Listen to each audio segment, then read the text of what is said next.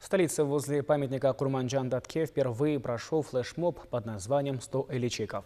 Женщины разных возрастов и профессий показали мастерство наматывания традиционного кыргызского головного убора. Мероприятие прошло на площадке 13-го международного фестиваля ОИМО-2018, рассказывает Елена Ткаченко.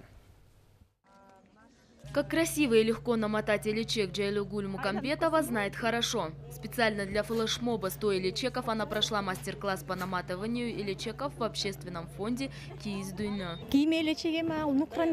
Те эличеки, которые надеваются, они наматываются, не настоящие. В них подкладывается картон или другие материалы для того, чтобы они держали форму. Настоящий эличек должен именно наматываться. И если сделать все правильно, он хорошо держится на голове и не спадает. У женщин разных возрастов разные способы и требования к наматыванию эличеков. Кроме того, каждый кыргызский род имеет свои особенности наматывания. Средняя длина ткани, использованной в одном эличеке, 25 метров.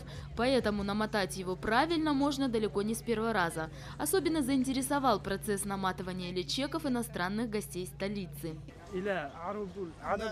Мне очень интересно, как так получается из огромного куска ткани головной убор. Когда приеду на родину, я обязательно расскажу про этот головной убор. Наматывать его, конечно, очень сложно, но выглядит он красиво.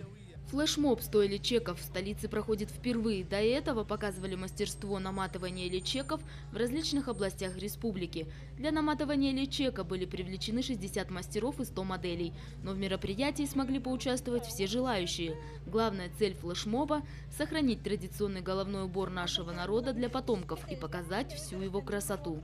Елена Ткаченко, Каял Шаршеева, Сиязбек Нурмамбетов, Общественный, Первый канал.